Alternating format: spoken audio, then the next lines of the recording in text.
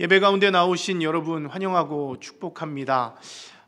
눈이 엄청 많이 와가지고요. 지난 이틀 동안 각 가정에 또 어려움이 있지 않으셨는지 모르겠습니다. 저도 캐나다 와서 이렇게 많은 눈은 처음 본 것 같은데요.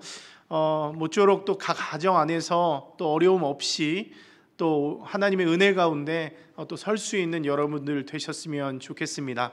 하나님의 말씀 함께 나누겠습니다. 방송실 모니터 조금만 올려주세요. 네, 성경이 말하는 인간의 역사는요, 죄가 팽창되고 확장되는 역사라고 할 수 있습니다. 특별히 창세기 3장은요, 하나님의 형상으로 지음받은 인간이 왜 이렇게 악을 분출하는 존재가 되었는지를 우리에게 밝혀주고 있습니다. 우리가 잘 아는 대로 첫사람 아담은 뱀의 유혹을 받죠. 그리고 하나님을 대적하는 자리에 서게 됩니다. 하나님의 통치를 벗어나서 자신도 하나님처럼 되겠다는 욕망으로 반역을 일으키는 것이죠. 하나님 나라에 반역이 일어난 것입니다. 하지만 아담의 이 반역은요, 금방 탄로가 나고 제압됩니다. 그리고 아담으로 인해서 죄가 세상에 들어오게 되죠. 이 일로 아담이 동산에서 쫓겨납니다. 하나님의 동산에서 내쫓겨남을 당하게 되는 것이죠. 그리고 아담이 취득한 이 악한 본성은요, 그 이후로 태어나는 그 후손들에게 고스란히 물려지면서 죄는 이 아담의 후손들을 통해서 또 팽창되고 확장되는 것을 볼 수 있습니다. 우리가 지금 계속 성경 통독 묵상을 하고 있는데 창세기를 읽으면서 이런 죄의 확장의 역사 계속 진행되는 것을 우리가 볼 수 있는 것이죠. 결국 이런 죄의 확장은요, 창세기 6장에서 벌어지게 될 하나님의 홍수 심판을 예고한다고 할 수 있습니다. 하나님의 홍수 심판. 여러분, 이런 흐름에서 볼 때 오늘 본문은요, 아담으로 시작된 이 죄가 그의 자손을 통해서 어떻게 확장되는지 보여주는 그런 첫 번째 단계라고 할 수 있습니다. 창세기 12장에서 아브라함이 등장하기 전까지 11장까지는 끊임없이 하나님을 대적하고 바벨탑을 쌓으면서 자신의 이름을 높이면서 자신을 드러내는 그런 세대, 죄가 확장되고 팽창되는 그런 모습을 보여주고 있다는 것이죠. 여러분, 하지만 이 하나님의 역사는 계속적인 절망만 있는 것이 아닙니다. 하나님은 죄가 확장되고 이 팽창되는 가운데서도 우리에게, 하나님의 백성들에게 은혜를 베풀어 주시죠. 끊임없이 새로운 소망을 주고 하나님 나라를 세워가십니다. 여러분, 어떻게 세워나갑니까? 하나님의 말씀에 순종하고 예배하는 하나님의 사람을 통해서 하나님의 뜻을 이루고 하나님 나라를 세워나갑니다. 결국 이 순종의 역사는 어디까지 이르게 되죠? 예수 그리스도께 이르게 되고, 그 예수님의 그 순종으로 말미암아서 우리 인류는 구원을 받고 하나님의 은혜를 누리게 되었다는 것이죠. 어쨌든 그런 역사가 계속 진행되고 있는 것입니다. 여러분, 그런 의미에서 볼 때 오늘 본문은요, 서로 다른 길을 걸어가고 있는 두 사람이 등장하고 있습니다. 우리가 너무나 잘 알고 있는 가인과 아벨 이야기인데요, 이 두 사람은 형제죠, 형제. 근데 모든 부모님들이 공감하듯이 한 배에서 나온 형제인데요, 너무 달라요. 저도 아이들이 있지만 각 아이들마다 성격이 다 다르고 그 하는 성향이 다 다릅니다. 이 가인과 아벨도 마찬가지였던 것 같아요. 한 뱃속에서 나왔지만 너무 다른 인생을 살아갑니다. 그리고 그 결과도 다르다고 하는 것이죠. 저는 오늘 이 본문을 통해서 죄가 확장되고 팽창되어진 이 역사 속에서 특별히 이 시대를 살아가는 하나님의 백성들이 승리하는 비결이 무엇인가, 그걸 여러분들과 함께 좀 살펴보기를 원합니다. 먼저 오늘 본문을 보면 하와의 임신과 출산 소식으로 이야기가 시작됩니다.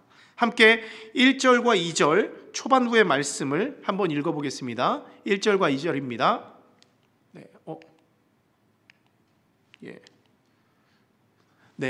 아담이 그의 아내 하와와 동침하매 하와가 임신하여 가인을 낳고 이르되 내가 여호와로 말미암아 등남하였다 하니라. 그가 또 가인의 아우 아벨을 낳았는데. 여러분, 하나님이 약속하신 대로 여자의 후손이 태어났습니다. 비록 그들은 하나님 앞에 범죄했고 하나님의 동산에서 쫓겨났지만 하나님은 그들을 완전히 버리지 않습니다. 앞서 말씀드린 대로 그들에게 은혜를 베푸시고 새로운 소망이 되는 생명을 허락하셨다는 거예요. 자녀를 선물로 주셨습니다. 그래서 하와는 이 가인을 낳고 뭐라고 이야기합니까? 내가 여호와로 말미암아 득남하였다 말하면서 기쁨을 감추지 못합니다. 여러분, 그런데 이런 출산의 기쁨도 잠시였던 것 같아요. 무서운 죄의 영향력을 피해가지 못했다는 것입니다. 기쁨으로 얻은 자녀 둘이지만 말씀드린 대로 서로 너무나 다른 길을 걸어가기 시작했다는 거예요. 이것을 보여주는 대표적인 사례가 어디에 나타납니까? 그들이 드린 예배에서 나타나고 있다는 것이죠. 전 오늘 이 두 사람의 예배를 통해서 한번 살펴보기를 원합니다. 오늘 본문을 보면 세월이 지난 이후에 장성한 가인과 아벨은 자신들이 노동해서 얻은 열매를 드리면서 하나님께 제사를 드립니다. 여러분, 여기서 제사를 드렸다는 것은 하나님께 감사하는 제사입니다. 지금 범죄한 이후에 그들은 노동해야만 그 소산을 얻을 수 있었습니다. 때문에 지금 자신들이 얻은 모든 산물들이 자신의 능력과 수고로만 얻은 것이 아니라 하나님의 전적인 은혜와 축복으로 얻은 것임을 고백하고 있는 제사라고 할 수 있죠. 그래서 오늘 본문 3절과 4절 말씀 보면 이 두 사람이 드린 제물이 무엇인지 우리에게 알려주고 있는데요. 가인은 농사하는 자였기 때문에 땅의 소산으로 제물을 삼아서 여호와께 드리고 있습니다. 그리고 아벨은 양치는 자였기 때문에 양의 첫 새끼와 그 기름으로 하나님께 제물을 드리고 있죠. 여러분, 그런데 여기서 큰 문제가 생깁니다. 오늘 4절과 5절 말씀을 보면 여호와께서 아벨과 그의 제물은 받으셨으나 가인과 그의 제물은 받지 아니하신지라 이렇게 말씀하고 있죠. 아벨과 그의 제물은 받으셨지만 가인과 그의 제물은 받지 않았다는 거예요. 여러분, 여기서 우리는 하나님께서 이 제물들을 어떤 방식으로 받으시고 어떤 방식으로 거절하셨는지 우리는 알지 못합니다. 여러분, 다만 우리가 구약 성경 전체를 살펴보면 하나님께서 인간이 하나님 앞에 제사를 드릴 때 하나님이 그 제사를 받으셨던 보편적인 방법이 있었다라는 것을 발견하게 됩니다. 그것은 하나님께서 하늘에서 불을 내려서 그 제단에 있는 모든 제물을 태우는 것인데요. 예를 들어서 이 말씀을 한번 보십시오. 레위기 9장 24절 말씀 보면 불이 여호와 앞에 나와서 제단 위에 번제물과 기름을 사른지라 온 백성이 이를 보고 소리 지르며 엎드렸더라 이렇게 이야기하고 있습니다. 또 사사기 6장 21절 말씀 보면 여호와의 사자가 손에 잡은 지팡이 끝을 내밀어 고기와 무교병에 대니 불이 바위에서 나와 고기와 무교병을 살랐고 이렇게 이야기하죠. 또 그 다음 열왕기상 18장 말씀 보면 엘리야가 막 기도하는 장면입니다. 엘리야가 주님 응답하옵소서 여호와는 하나님이신 것과 주는 그들의 마음을 되돌이키심을 알게 하소서 이렇게 기도하니까 하나님은 어떻게 합니까? 여호와의 불이 내려서 번제물과 나무와 돌과 흙을 태우고 또 도랑의 물을 핥은지라. 그러니까 모든 백성이 이것을 보고 엎드려서 말합니다. 뭐라고요? 여호와는 그는 하나님이시로다. 여호와 그는 하나님이시로다 이렇게 말합니다. 마지막 하나만 더 보겠습니다. 역대하 7장 1절에서 3절 말씀 보면 솔로몬이 기도를 마치고 나서 어떤 일이 일어납니까? 불이 하늘에서부터 내려와서 번제물들과 제물들을 사르고 여호와의 영광이 그 성전에 가득했다는 거예요.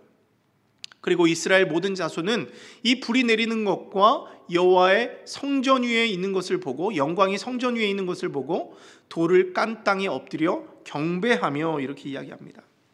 여러분, 하나님이 제사 드리는 자의 제물 위에 불을 내리고 그 제물을 받는 것을 우리가 볼 수 있습니다. 그리고 또 여기를 보면 사람들은 하늘에서 불이 내리는 것을 보고 어떻게 하죠? 엎드려 경배합니다. 엎드려 경배하는 거예요. 하나님이 드린 제물을 하나님이 받으셨다는 것을 모든 이가 보고 알 정도였다는 것을 우리에게 말씀해 주고 있는 것이죠. 여러분, 우리가 이런 것을 볼 때 우리가 추측할 수 있는 것은 무엇입니까? 오늘 가인과 아벨이 드린 제물 역시도 하나님이 그 제물을 받으셨는지 거부하셨는지 분명히 알 수 있을 정도로, 그것이 정확히 무엇인지는 알지 못하지만 그런 어떤 현상이 있었음이 확실해 보인다라고 하는 것이죠. 여러분, 어쨌든 지금 굉장히 난감한 상황이 일어났습니다. 하나님이 아벨과 그의 제물은 받으셨는데 가인과 그의 제물은 받지 않았습니다. 성경을 읽는 우리의 마음이 어떻습니까? 오히려 더 민망하고 가인에게 막 괜히 미안한 마음이 들어요. 불쌍하지 않습니까? 한 사람의 제물은 하나님이 기쁨으로 받았는데 한 사람의 제물은 안 받았어요. 막 가슴이 아픕니다. 요즘에 싱 어게인이라고 재미있는 경연 프로를 보고 있는데요, 심사위원들이 한 사람은 떨어뜨리고 한 사람은 붙여주는 거예요. 근데 분명히 이 사람도 너무너무 잘했는데 떨어지는 그 사람을 보면 괜히 제가 미안하고 가슴이 아픕니다. 마찬가지로 이 가인을 보면서도, 야, 이거 하나님 너무하신 거 아니야? 기왕 드린 예물인데 웬만하면 둘 다 좀 받아주시지, 한 사람의 제물은 받으시고 왜 한 사람의 제물은 받지 않으셔서 이렇게 난감하게 하는가? 성경을 읽는 우리의 마음도 이렇게 왜 이렇게 미안하게 하는가 궁금한 것이죠. 여러분, 제3자인 우리들의 마음도 이런데 당사자였던 가인의 마음은 얼마나 더 그랬겠습니까? 가인 역시도 상당히 민망하고 기분이 좋지 않았던 것 같습니다. 그래서 오늘 본문 5절 말씀을 보면 가인이 몹시 분하여 안색이 변했다 이렇게 말합니다. 하나님의 결정에 대해서 노골적인 불만과 분노를 표출하고 있어요. 그리고 그 불편한 마음이 얼굴에 다 드러나고 있습니다. 여러분, 우리 얼굴은요, 얼의 고울입니다. 얼의 고울. 우리의 영혼이 모이는 곳이 우리의 얼굴이죠. 근데 그 얼굴이 평안한 모습, 아름다운 모습으로 있는 것이 아니라 그 내면에 있는 분노, 거절당한 그런 마음들이 그대로 표출돼서 막 씩씩거리고 있는 거예요. 얼굴이 시뻘개져 있는 것입니다. 하나님에게 너무나 열이 받아 있는 것이죠. 여러분, 그러면 하나님은 왜 지금 아벨의 제물은 받으시고 가인의 제물은 거절하신 것입니까? 여러분, 이 사건에 대해서 어떤 사람들은 가인의 제사에 피가 없었기 때문이다 이렇게 이야기합니다. 물론 성경 전체적으로 봤을 때 이것도 어느 정도 일리 있는 말이라고 생각은 합니다. 하지만 오늘 적어도 이 본문에서는 꼭 그렇지만은 않은 것 같습니다. 즉, 하나님이 곡물의 제사보다 짐승과 그 피를 바친 제사를 더 좋아했다고 하는데 제가 보기에는 또 그렇지도 않은 것 같아요. 레위기의 5대 제사를 보면 소제라는 제사가 있죠. 이것은 곡물을 바치는 제사입니다. 근데 성경을 보면 하나님은 이 소제 역시도 기쁘게 받으셨다는 것을 우리가 알 수 있죠. 중요한 것은 오늘 가인과 아벨이, 가인은 농사하는 자였기 때문에 그 제물을 드린 것이고 아벨은 양을 치는 자였기 때문에 자신이 드릴 수 있는 것을 드린 것이라는 것이죠. 그 제물에는 큰 문제가 없어 보이는 것 같습니다. 여러분, 그러면 하나님이 왜 아벨의 제물은 받으시고 가인의 제물은 거절하신 것인가? 그 이유는 오늘 본문 그리고 성경에 나오는 다른 본문을 통해서 분명하게 드러나 있습니다. 함께 몇 가지 말씀 살펴봤으면 좋겠는데요, 먼저 오늘 본문 6절과 7절 말씀을 보도록 하겠습니다.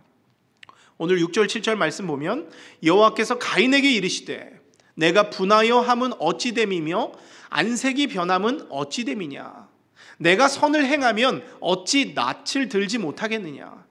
선을 행하지 아니하면 죄가 문에 엎드려 있느니라. 죄가 너를 원하나 너는 죄를 다스릴지니라 이렇게 말씀합니다.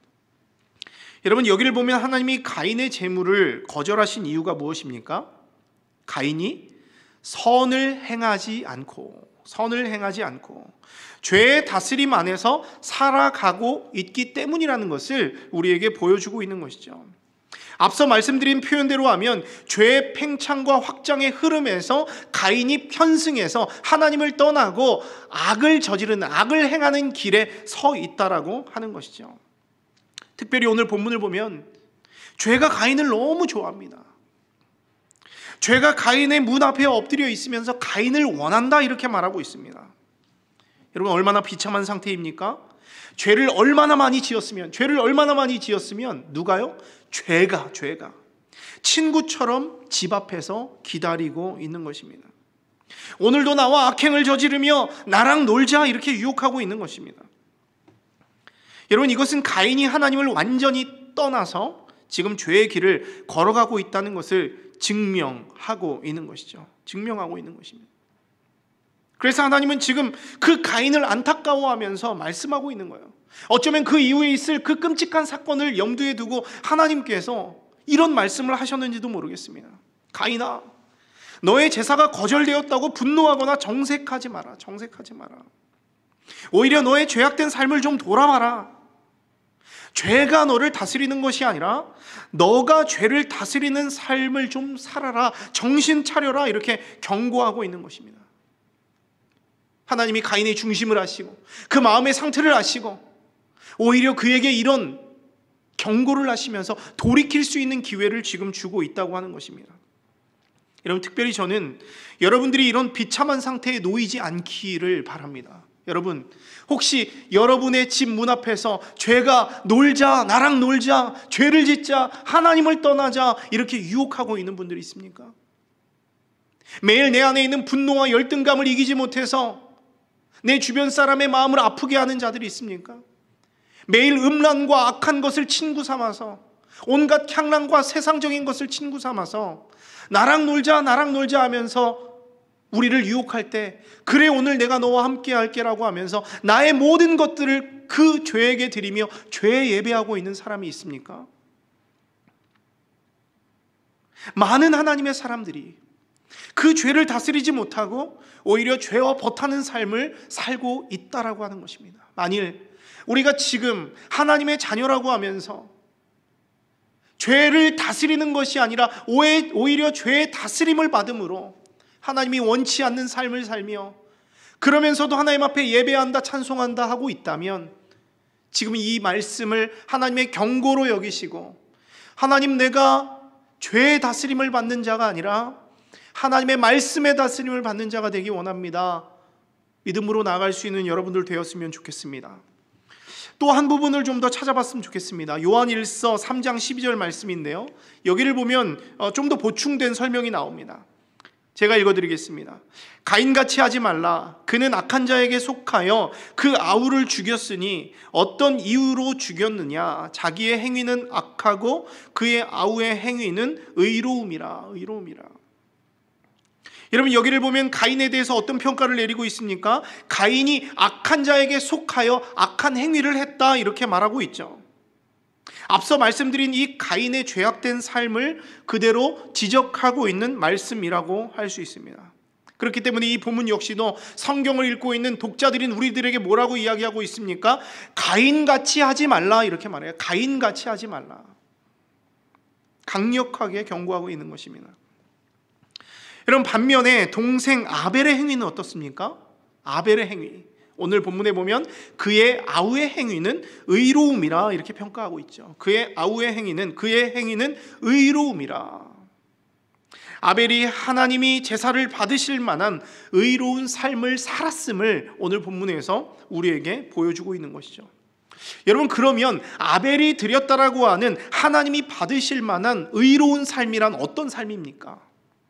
어떻게 해야 하나님이 기뻐하시는, 하나님이 연락해 주시는 그런 기쁨의 제사를, 기뻐하는 그런 제사를 우리가 드릴 수 있습니까? 막연히 그런 의로운 삶이 무엇인가 우리가 궁금하죠. 근데 오늘 이 히브리서 11장 4절은 이것을 좀 더 구체적으로 우리에게 말씀해 주고 있습니다. 함께 말씀 보겠습니다. 믿음으로 아벨은 가인보다 더 나은 제사를 하나님께 드림으로 의로운 자라 하시는 증거를 얻었으니 하나님이 그 예물에 대하여 증언하심이라.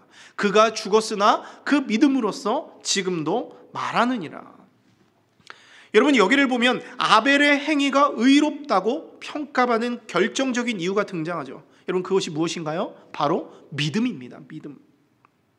아벨은 믿음의 제사를 하나님께 드림으로써 가인보다 더 나은 제사를 올려드렸다라고 히브리서 기자가 평가하고 있어요. 그리고 하나님 앞에 의로운 자라는 증거를 얻습니다. 하나님이 그 예물에 대해서 증언하고 계신 것이죠. 이것이 바로 아벨이 하나님께 올려드린 제사, 연락받은 제사의 모습이라고 하는 것입니다. 어떤 제사라고요? 믿음으로 드린 제사라고 할 수 있습니다. 여러분, 그러면 지금까지 우리가 이렇게 쭉 3개 정도의 구절을 살펴보면서 본 이 말씀들을 종합해보면 어떻습니까? 하나님이 아벨의 제사는 받으시고 가인의 제사는 거절하신 이유가 뭐냐는 거예요. 그들이 드린 예물 차이입니까? 하나님이 고기를 더 좋아하시고 피를 좋아해서입니까? 아닙니다. 여러분, 이 두 사람의 결정적인 차이는 예물이 아닙니다.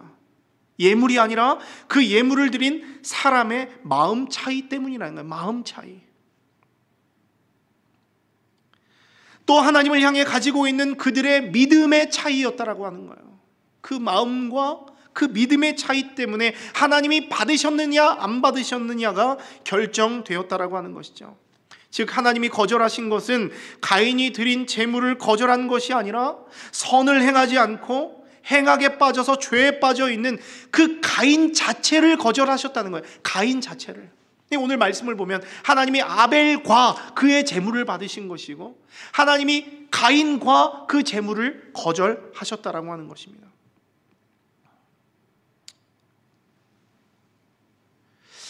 여러분, 누가복음 21장에 보면 가난한 과부가 등장하죠.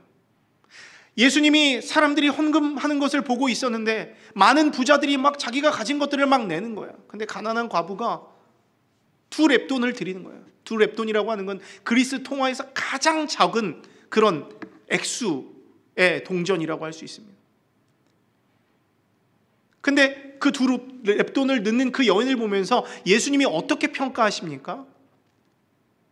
이 사람은 여기 있는 사람들보다 더 많은 것을 넣었다는 거예요. 왜요? 그가 가진 전부를 넣었다는 거예요. 전부를 넣었다는 거예요. 너무나 초라하고 세상 사람들이 보기에 너무나 초라하고 무슨 저런 거를 주님 앞에 내나, 주님 앞에 드리는데 뭐 저런 정도의 돈밖에 못 내나 하는 그런 조롱이 있을지 모르겠지만 예수님이 그 재물을 칭찬하신 이유는 뭐냐면 그녀가 가진 재산의 모두를 넣었기 때문에 칭찬하셨다라는 거예요. 단순히 재산의 전부를 다 냈기 때문에 칭찬한 것이 아니라 주님을 너무나 사랑하고 주님과 가까이 하고 싶어서. 재물이 뭡니까? 고르반, 가까이 하다라는 거예요. 재물 통해서 하나님 앞에 가까이 나아가는 것입니다. 주님과 가까워지기 위해서 이 여인은 자신이 가진 모두를 냈습니다.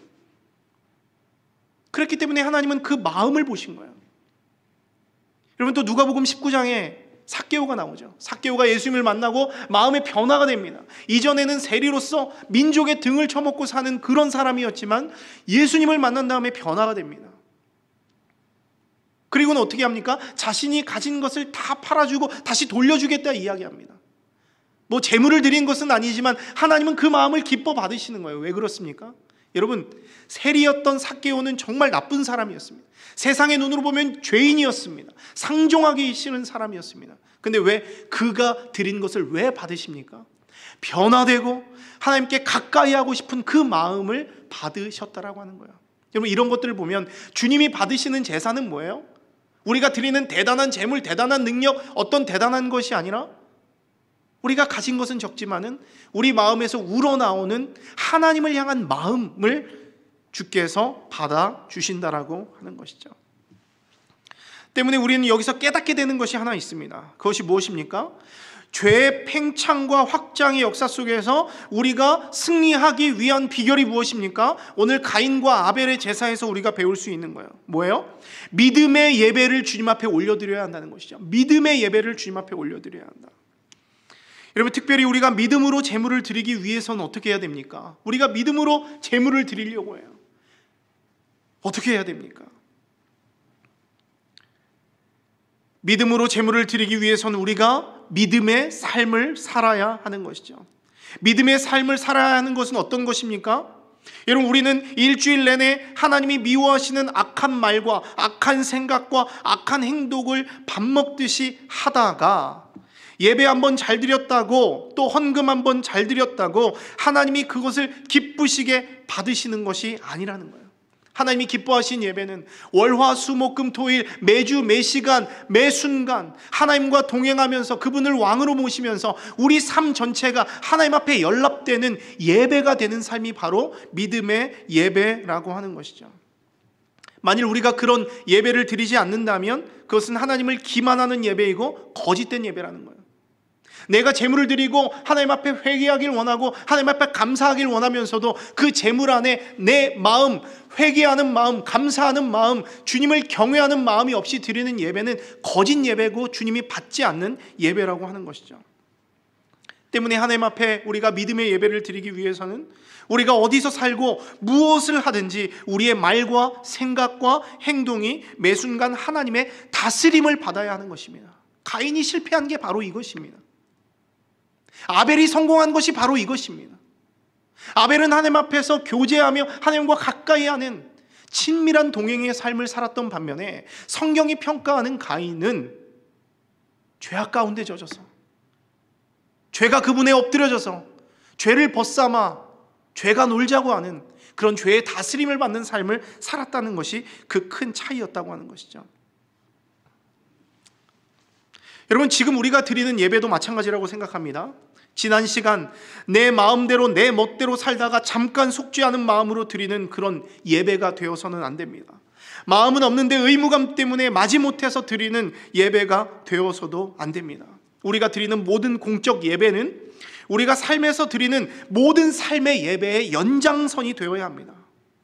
우리가 드릴 수 있는 최고의 것을 드리면서 하나님께 감사와 영광을 높이는 진실된 예배를 드려야 하는 것이죠. 신앙과 삶이 일치되는 예배, 이것이 바로 우리가 드려야 할 예배이고 하나님이 기뻐 받으시는 예배라고 할 수 있습니다. 전 오늘 이 말씀을 묵상하면서 참 마음에 찔림이 있었습니다. 특별히 오늘 찬양을 하면서 이 찬송을 따라 부르는데, 사랑합니다 나의 예수님, 사랑합니다 아주 많이요. 여러분, 제 개인적으로는 이 찬양이 저에게 굉장히 의미가 있는 찬양인데요, 제가 예수님을 만나고 이 찬양을 만났을 때 정말 매일 울었던 찬양입니다. 저는요, 처음에 예수를 믿고 예배당에 나오면 제일 먼저 제일 앞자리 나와서 무릎을 꿇고 하나님에게 뭐라고 했는지 아십니까? 주님, 저 왔어요. 아빠, 저 왔어요. 예쁘죠? 제가 일찍 왔습니다. 오늘도 주님 만나고 싶습니다. 저에게 은혜 부어주세요. 제가 주님 앞에 진실된 삶의 예배를 드립니다. 이렇게 기도하면서 나아갔던 사람입니다. 저런 사랑합니다 나의 예수님이라는 이런 찬양이 들려질 때면 처음부터 끝까지 부르지 못할 정도로 눈물을 흘리면서 예배의 감격에 빠져서 내가 하나님의 자녀라는 것이 너무나 기쁘고 감사했던 사람입니다. 근데 여러분, 웃긴 건 뭔지 아십니까? 전 오늘도 한 방울의 눈물도 흘리지 못했습니다. 오늘 제 마음이 어떤 문제가 있어서라기보다 어느샌가 모르게 목사이면서도 하나님을 향한 감격, 예배의 감격, 주님을 향한 기쁨을 잃어버린 지가 오래된 부분이 제 안에도 분명히 있음을 고백합니다. 하나님을 사랑한다고 하고 하나님의 말씀을 전하고 앞에서는 멋진 모습으로 기타를 들고 멋지게 찬양을 인도하고 있는 나의 모습이지만 내 삶으로 돌아가고 나의 가정으로 돌아가 보면 내 삶이 엉망이라면 하나님이 이 예배를 받으시겠냐는 거예요. 받으시겠냐는 거예요. 여러분, 우리는 진지하게 한번 돌아봐야 됩니다. 하나님의 자녀라고 하면서, 하나님의 백성이라고 하면서 이중적인 삶을 살고 마치 나는 거룩한 사람인 마냥 바리새인과 같이 멋진 예배의 모습 속에서 거기에 동화돼서 나는 예배를 잘 드리고 있다라고 생각하고 있다면 그것은 착각이라고 오늘 주님은 우리에게 말씀하고 있는 것입니다. 저는 지금 이 순간에도 여러분이 어디에서 무엇을 하든 어떤 모습으로 있던 여러분의 마음의 중심에서 올라오는 하나님을 향한 사랑, 내가 받은 은혜를 견디지 못하고 주님 앞에 나의 삶을 드립니다라고 간절하게 올려드릴 수 있는 믿음의 예배를 여러분들이 올려드렸으면 좋겠습니다. 지금 이 순간에만 하나님 감사합니다, 주님의 은혜에 감사합니다 노래하는 것이 아니라 오늘 이 예배가 끝나고 집에 돌아가서도 이 문을 나가는 순간부터 여러분의 예배가 시작되면서 우리 교회가 늘 이야기하는 것처럼 일상과 일터에서 하나님의 나라를 이루는 여러분의 삶이 되었으면 좋겠다는 것입니다. 그렇지 않으면 우리는 무너집니다. 여러분, 죄가 확장되고 팽창되는 세대 속에서 우리가 살고 있습니다. 우리가 죄를 다스리지 못하고 우리가 우리가 하나님의 말씀으로 다스리지 못하면 죄가 우리를 이끌고 우리를 다스리는 그런 결과를 맞이하게 되는 그런 세대를 우리가 살고 있다는 것이죠. 여러분, 오늘 말씀 그 뒷부분을 한번 보십시오. 가인이 결국 어떻게 됩니까? 죄를 다스리지 못하고 믿음의 예배에 실패하는 삶을 사니까 그것이 고스란히 드러나는 거예요. 어떻게 드러납니까? 그 마음에 있는 열등감, 그 마음에 있는 거절감, 그 마음에 있는 질투가 그 질투를 이기지 못하고 자신의 동생이었던 아벨을 죽이게 되는 것이죠. 인류 최초의 살인 사건이 일어나는 순간이고 그 죄의 팽창과 확장의 역사가 계속해서 이어지고 있다는 것을 우리가 보게 되는 것입니다. 근데 그것뿐입니까? 그 뒤를 한번 보십시오. 하나님이 그 땅에서부터 올려오는 그 아벨의 핏소리를 듣고 나서 가인에게 찾아옵니다. 그러면서 가인에게 이르되 내 아우 아벨이 어디 있느냐 물어봐요. 마치 그의 부모님이었던 아담과 하와에게 너희가 어디 있느냐 이렇게 찾아오신 것과 똑같습니다. 내 아우가 어디 있느냐. 그랬더니 가인이 어떻게 이야기합니까? 내가 알지 못합니다. 내가 아우를 지키는 자입니까? 주님은 뭐 하셨습니까? 그렇게 궁금하시면 전능하신 하나님께서 더 잘 아실 텐데요. 그걸 왜 저에게 물어보시죠? 이렇게 물어보는 겁니다. 오히려 자신의 죄를 하나님에게 더 떠밀고 그것을 부인하고 거짓말치면서 나는 모른다라는 그런 반응을 보이고 있는 것이죠. 그런 반응을 보이고 있는 것입니다. 죄가 그를 다스리니까 그가 지금 당장은 주님 앞에 나와서 예배를 드린 것처럼 보일지 모르지만 그 예배 후에 그의 삶을 한번 보라는 거예요. 예배 후의 삶을 보라는 거예요. 형제를 살인했습니다. 하나님 앞에서 하나님을 기만하고 거짓되게 말하면서 나는 모릅니다라고 거짓말을 치는 그런 모습이 바로 하나님의 다스림을 받지 못하고 죄의 다스림을 받는 사람의 모습. 믿음의 예배에 실패해서 자기 마음대로 자기 뜻대로 죄에 이끌림 받는 사람의 모습이라고 하는 것이죠. 이런 말씀을 마무리합니다. 전 오늘 여러분들에게 3가지 정도의 그런 권면을 하고 마치고 싶습니다. 여러분, 죄가 확장되고 팽창되는 이 시대 속에서 우리가 끝까지 붙들어야 할 것이 무엇입니까? 그건 첫 번째로 죄를 다스리는 능력을 달라고 주님 앞에 좀 기도했으면 좋겠습니다. 주님, 이 세상 속에서 내가 죄를 다스리기 원합니다. 죄가 오늘도 내 문 앞에 엎드려져서 나를 삼키려고 하고 나를 죄의 노예에 삼으려고 하는 이 세대 속에서 내가 죄의 이끌림을 받는 사람이 아니라 하나님 주신 말씀의 능력으로 죄를 다스리는 능력의 사람 되게 하여 주시옵소서. 그리고 두 번째는 내가 하나님 앞에 예배하는 데 승리하는 사람 되게 하여 주시옵소서.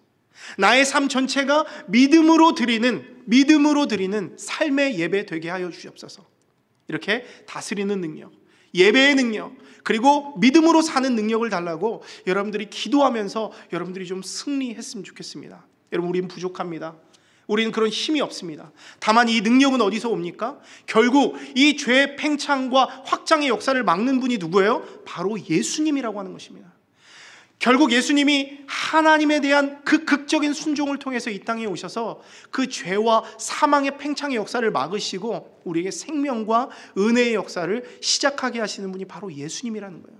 때문에 우리가 그 예수님을 붙들고 그 주님과 함께 있으면 우리는 죄의 다스림을 받는 것이 아니라 왕이신 우리 예수님의 다스림을 받는 것이 아니고 그분과 함께 있으면 그분을 예배하고 믿음으로 살아가는 이 믿음의 삶이 우리에게 가능하고 승리할 수 있는 능력이 우리에게 부어진다라고 하는 것이죠. 그런 은혜가 오늘 여러분들과 여러분들의 가정 안에 가득 넘치기를 주님의 이름으로 축원합니다. 기도하겠습니다. 참 좋으신 하나님, 오늘도 우리를 불러주시고 함께 하신 은혜를 감사합니다. 하나님, 죄가 확장되고 팽창되어지는 이 세대 속에서 우리가 어떻게 살아야 할지, 어떤 모습으로 살아야 할지 알지 못합니다. 그래서 우리는 오늘도 죄의 다스림을 받으며 죄악 가운데서 하나님이 원치 않는 그런 악한 삶을 살고 있는 것을 발견하게 됩니다. 하나님, 우리를 용서하여 주시고 우리를 불쌍히 여겨주시고 우리가 다시금 주님의 은혜 가운데 설 수 있도록 도와주시옵소서. 오늘 말씀을 통해서 우리가 깨닫게 되는 것은 우리가 죄의 다스림을 받는 자가 아니라 죄를 다스리는 자가 되어야 한다는 것을 우리가 알게 됩니다. 하나님 앞에 말씀으로 또 믿음으로 승리하는 삶을 올려드려야 한다는 것을 우리가 발견하게 됩니다. 하나님, 우리의 무너진 우리의 삶의 예배를 용서하여 주시고, 우리가 다시금 주님 앞에 회개하며 다시금 믿음의 예배를, 믿음의 제단을 다시 쌓을 때에 주님 함께하여 주시고, 우리의 메마른 눈물을 회복시켜 주시옵소서. 우리의 무너진 믿음을 회복시켜 주시옵소서. 우리의 무너진 예배를 회복시켜 주시옵소서. 그런 은혜가 우리 본 한인교회 모든 성도들의 삶과 그 가정 가운데 있기를 소망하오니 주님 함께하여 주시고 축복하여 주시옵소서. 감사드리며 예수님 이름으로 기도합니다. 아멘. 지금은 우리 주 예수 그리스도의 은혜와 하나님의 사랑하심과 성령 하나님의 교통교제 충만케 하신 역사가 죄가 팽창되고 확장되는 세대 속에서도 하나님이 주신 능력으로, 말씀으로 죄를 다스리고 믿음으로 예배하며 하나님 나라를 세워나가길 소망하는 사랑하는 본 한인교회 모든 성도들 머리머리 위에, 그리고 그들의 가정과 그들의 모든 삶 위에 지금으로부터 영원토록 함께 하시기를 간절히 축원하옵나이다. 아멘.